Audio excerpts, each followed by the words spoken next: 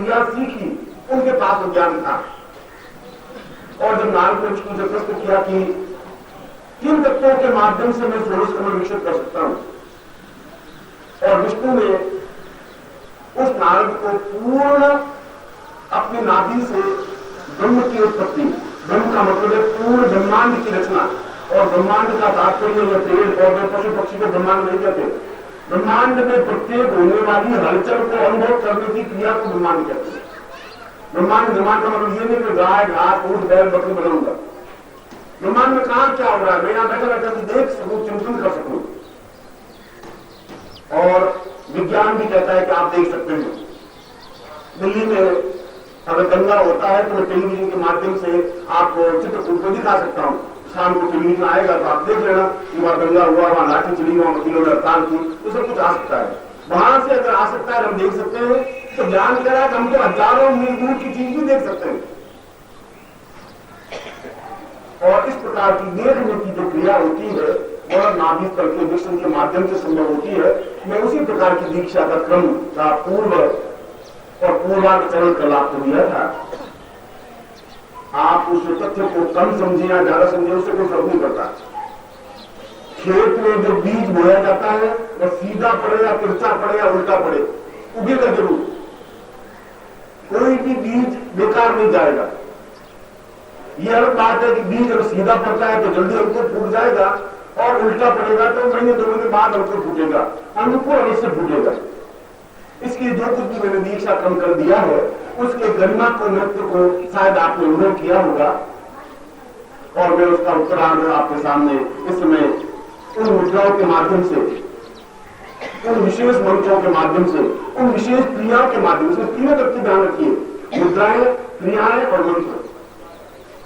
क्योंकि वेद उच्चारण नहीं है, वेद घोष भी नहीं है। तो मैंने कहा था वेद घोष है, और मैं कह रहा हूं कि वेद केवल घोष ही नहीं है, वेद स्वयं है घोष है। आपने कभी काशी के पंडितों को यदि वेद उच्चारण करते हुए देखा होगा, अगर काशी के पंडितों को ज्ञान रहा होगा है, तो वेद का मंत्र सीधा उच्चारण नहीं होता, स्वर उच्चारण होता है। जब मुझे वेद पढ़ाया गया बहुत बाल्यावस्था में, और जो मुझे पढ़ाने वाले थे वे अत्यंत सख्त दिल, कठोर दिल के आदमी थे। कठोर दिल के आदमी का मतलब है उस समय स्थिति ये थी कि किताब से कुछ नहीं पढ़ाते थे, मौखिक पढ़ाते, मौखिक ज्ञान रहना चाहिए। और मैं सोचता हूं कि उनके वो ज्ञान आज अनुभव कर रहा हूं कि आज प्रवचन देते समय, बात करते समय मुझे बार बार इधर उधर खोल कर मंत्र को देखने की जरूरत नहीं पड़ती। मुझे तुरंत उस मंत्र का उच्चारण मैं आपके सामने कर सकता हूं, क्योंकि उन्होंने मौखिक परंपरा को जीवित रखा था,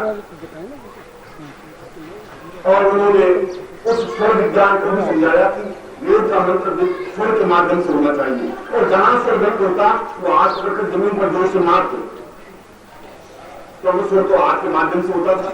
और यदि आप कभी मेरा हाथ देखें तो ये पीछे के जो ये छवि है ये इतने सख्त है कि पत्थर की तरह सख्त है, उंगलियां तो कोमल है, ये बहुत सख्त है। मैं सोचता हूँ कि 25,000 बार जमीन पर मुक्त होता होगा, ये गलत है, जो गलत बोलता जोर से हाथ पकड़।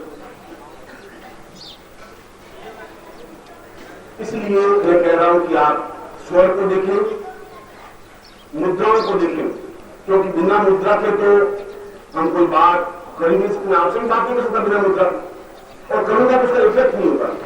जैसे उदाहरण के रूप में मैं आपको कह रहा हूं कि आप मेरे अत्यंत प्रिय शिष्य हैं, अब इसमें मुद्रा बनाई, आप ये मुद्रा है, और मेरे चेहरे की भी मुद्रा हुई, आप आंख को थोड़ा सा मैंने संकुचित किया, आपकी तरफ देखा, फिर आपको अपनी तरफ आकर्षण करने की कोशिश की, और फिर आप मेरे अत्यंत प्रिय शिष्य, जैसे मुद्रा है। और यदि मैं कहूं आप मेरे अत्यंत प्रिय शिष्य हैं, क्योंकि मुद्राओं का अगर आपसे संबंध है तो फिर मेरी मुद्राओं का देवताओं से भी संबंध होना चाहिए, बिना मुद्राओं का इफेक्ट नहीं हो पाएगा। इसलिए मैंने कहा मुद्राओं का भी ध्यान रखना चाहिए।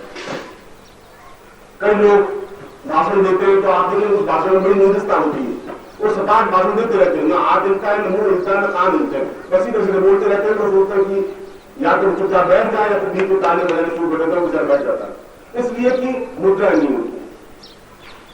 मैं आपको ऐसा नहीं कह रहा हूं कि आप मुद्राओं का ज्ञान प्राप्त करें, आपको अभी उस स्टेज पर पहुंचने की जरूरत नहीं है।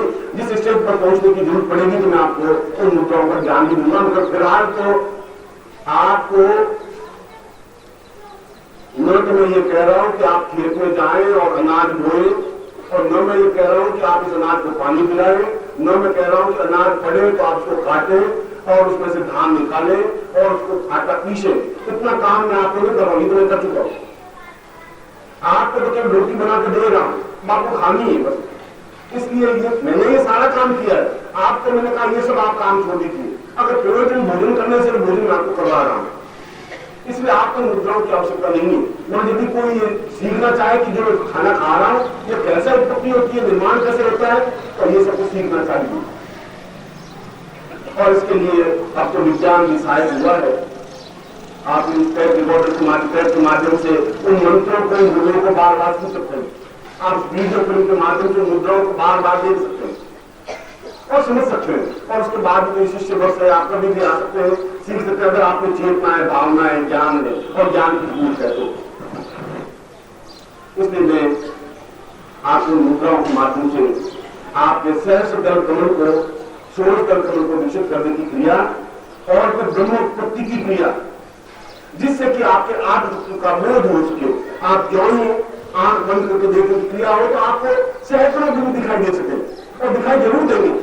और ऐसे बिंदु आप अंदर पड़ेंगे कि ये सब क्या हो रहा है, ऐसा क्यों, ये सब इतना हिमालय, ये मैं गुरु जी आप ऐसे वस्त्र, मैं आपको देख रहा हूँ, आपको जो आपको सफेद वस्त्र है, मगर मैं खड़ा पहने हुए आपको देख रहा हूँ, ये इतना हिमालय, ये कमरा, फिर आप आंखें मसलेंगे, ये सब दिखाई देगा, क्योंकि वे बिंब आपके देखे हुए हैं।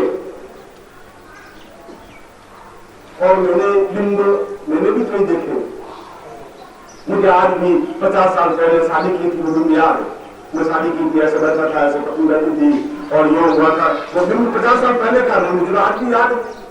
और 2000 साल पहले के आपको सन्यासी जीवन के बिंब रहे होंगे तो आज भी आंखों के सामने आ सकते हैं। मैं तो आंख बंद करके मेरे पिता का देहांत हुआ, मुझे याद है उस देहांत हो गया था, ऐसी बात हुई थी, इस प्रकार से अच्छी वो सब बिंब याद। बिंब तो खत्म होते भी नहीं। कल भी मैंने कहा कि हम जो बोलते हैं वो समय समाप्त नहीं होता।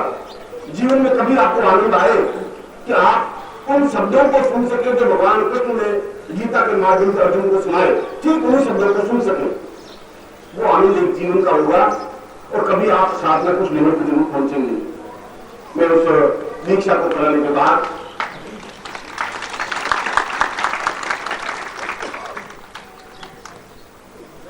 ऐसी साधना जब षोडश क्रम विकसित होगा, जब आपका आत्मतत्व जागृत होगा तो वो बिंब जब दिखाई देंगे और जब आपका ध्यानस्थ होने की क्रिया होगी तो उस क्षण को भी पकड़ सकते हैं। ज्ञान का रास्ता एक अलग है, विज्ञान का रास्ता एक अलग है। विज्ञान उन चीजों को नहीं पकड़ सकता। विज्ञान तो जो घट गया है, घट रहा है, उसको देख सकता है। देखिए डिफरेंस है। अभी मैं आपको लाठी हाथ में दूं तो विज्ञान उसको तो पकड़ सकता है, मगर 15 मिनट पहले जो काम किया, अब मैं विज्ञान को कहूं कि उसको कैच करो तो टेलीविजन नहीं पकड़ सकता। टेलीविजन उस प्रेजेंट मोमेंट को पकड़ सकता है और ज्ञान आज से 5000 वर्ष पहले के मोमेंट को भी पकड़ सकता है। आपको जरूरत है पहले के मोमेंट को पकड़ने की क्रिया, आपको जरूरत है आने वाले क्षण को पकड़ने की क्रिया। ये विज्ञान तो कर भी नहीं सकता, आने वाले समय में नहीं कर पाएगा, वो प्रेजेंट को कर पाएगा। और प्रेजेंट तो हम देख ही नहीं। और पाणिनि के शब्दों में तो वर्तमान कुछ होता ही नहीं, क्योंकि जो कुछ मैं कह रहा हूं और कहते ही भूतकाल हो जाएगा, जो कहना चाहूंगा वो भविष्यकाल है। इसलिए वर्तमान काल जैसा कोई क्षण होता ही नहीं। वर्तमान तो इतना महीन होता है कि हम उस तक पहुंच भी नहीं सकते। खैर वह एक सूक्ष्म तत्व की बात है। फिलहाल तो मैं आपको उस दीक्षा का द्वितीय और तीसरा चरण करवा रहा हूं, फिर हम पूर्णाहुति करेंगे। उस पूर्णाहुति में इसी दीक्षा क्रम के ही मंत्रों के माध्यम से मैं सुबह बताया था कि मैंने जहां जहां भी पूर्णाहुति करवाई है, पूर्णाहुति के जो मंत्र हैं देवताओं के, उनका तो मुझे बोलना ही पड़ेगा, तो बड़ी पूर्णाहुति होगी। मगर उसके साथ उन मंत्रों का भी उच्चारण होता है जो उस साधना के लिए जरूरी होता है। और दुर्गा साधना है, दुर्गा से संबंधित कुछ मंत्रों का उच्चारण करना पड़ेगा। और आज मैंने कहा था कि सिद्धाश्रम में जिन मंत्रों के माध्यम से पूर्णाहुति होती है उनमें से कुछ विशेष मंत्रों को लेकर के मैं आपको पूर्णाहुति करवाऊंगा। इसलिए वह पूर्णाहुति भी अपने आप में अत्यंत महत्वपूर्ण क्षण है आपके जीवन के। उस पूर्णाहुति में जब मैं मंत्र आपके सामने बोलूं, आपके साथ नारियल हो, उस नारियल को आप अग्नि जी को समर्पित करते हुए हम जिन जिन देवताओं को हम अभिषेक देने जा रहे हैं वहां तक वह अग्नि पहुंचा दे। इसलिए उस अग्नि के माध्यम से देवताओं तक पहुंचाने के लिए केवल अग्नि ही बीच में माध्यम है। प्रत्यक्ष देवता अग्नि और सूर्य है, ये हमारे सामने दो का देवता होते ही नहीं। मैं कह रहा हूँ देवता है सूर्य की दूर, सूर्य आप देख लीजिए देवता है नहीं, ये अग्नि हमारा देवता है। वेदों में कहा गया अग्नि देवता, रातो देवता, सूर्यो देवता, फिर आप कैसे कैसे देवता है ही नहीं। ये देवता वैसे है जो आप नंगी आंखों से भी देख सकते हैं, और इससे सूक्ष्म देवता हो सकते हैं और सूक्ष्म देवता हो सकते हैं। आप देवता मैं देख रहा हूं और इस पर्दे के पीछे कोई देवता बैठा हुआ मेरे यहाँ पे ताकतवान नहीं होगी तो पर्दे के पीछे देवता को नहीं दिखता। इसलिए फिर पूर्णाहुति में आपने फिर आपके पास जो आरती है उस आरती के माध्यम से पूर्ण आरती करें।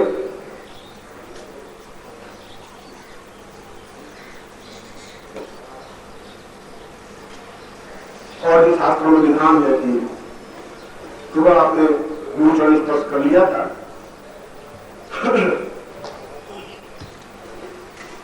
तो मैं सोचता हूं कि आप में से अगर कोई गुरु बनना चाहे तो मैं ये पद छोड़ने को तैयार हूं। आप जो भी बनना चाहें मैं बनाने को तैयार हूं। मेरी तरफ से पूरी छूट है, क्योंकि वो 1.5 घंटे तक की जो मेरी तपस्या होती है वो तो मैं ही जानता हूं। चरण छुआना तो बहुत आसान काम नहीं है, इतना कठिन काम है कि अपने पुण्यों को बराबर देते रहने की क्रिया होती है, इतना आसान नहीं है। ये जो मेरे चरणों का आप स्पर्श कर रहे हैं, मेरे चरणों को स्पर्श नहीं कर रहे, मेरे पुण्यों में से कुछ फल आप प्राप्त करते जा रहे हैं। इसलिए बहुत जो कंजूस महात्मा होते हैं चरणों का आदान देने नहीं पूरे बच्चों को वो जानते हो, मगर जिसको देने की क्षमता और ताकत है वो चरणों को स्पर्श करवा सकते हैं अगर शास्त्र में लिखा है तो। और शास्त्र में लिखा है कि गुरु पूजन के बाद गुरु चरण स्पर्श हो, वह चाहे कितना ही श्रम साध्य हो, और पूर्णाहुति के बाद भी चरण स्पर्श हो चाहे वो कितना ही श्रम साध्य हो। अभी मैंने पत्नी को कहा कि चरण स्पर्श की जो शास्त्रीय विधान है उनका 1.5-2 घंटे सुबह बहुत तपस्या हो गई है बहुत, उसके कहने के बावजूद मैं वही बात कह रहा हूं जो मुझे आपको करनी चाहिए, क्योंकि उनसे भी आपका महत्व तो मेरे जीवन में ज्यादा है और महत्वपूर्ण है। शिष्य शिष्य ही रहेंगे, अपनी गति रहेगी, मगर फिर भी जैसा विधान है उसके बाद आरती का कार्यक्रम होगा और फिर विदाई कार्यक्रम होगा। मैं आपको विदाई दूंगा या आप मुझे विदाई देंगे, इस प्रकार का कार्यक्रम होगा। मतलब सारी शालीनता के साथ होना चाहिए, भगदड़ नहीं होनी चाहिए। एक एक करके नारियल प्रोहित करें, सारा आपको ज्ञान है। मैं अब आपका ज्यादा समझ नहीं ले रहा हूँ, मैं केवल ये संकेत समझा रहा था कि किस प्रकार से हम सही तरीकों से उस नारियल को अपने समर्पित कर सकते हैं। अब आप सीधे बैठ जाएंगे। कल मैंने आपको दीक्षा क्रम में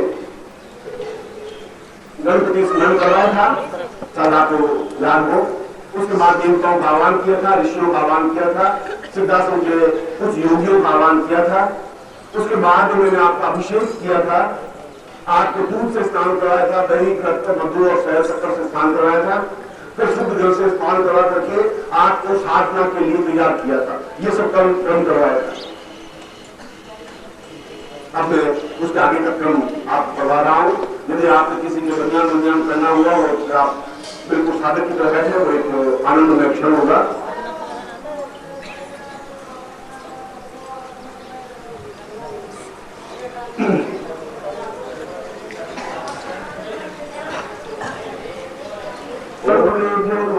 इष्ट देवता कुल देवता राम देवता स्थान देवता वास्तु देवता वाणी सचिव सर्वेभ्यो देवेभ्यो सर्वेभ्यो ब्राह्मणेभ्यो नमो नमः। तत्रादु महान गणपतिं पुनः आवाहयामि स्थापयामि। ओम गणानंतरा गणपतिं नमामहे प्रियानंतरा प्रियपतिं नमामहे निधिनंतरा निधिपतिं नमामहे वसो मम आहमद निध गर्भाधारणात् प्रभामाजा श्रीगर्भाधारं महान गणपति निधि सिद्धि सहिता मम गृहे मम स्थाने मम मंदिरे मम हृदे आवायामि स्थापयामि नमः तत्रादु रिद्धि सिद्धिं आवायामि ओम हृदयामस्तो नाम सानुया मावाजम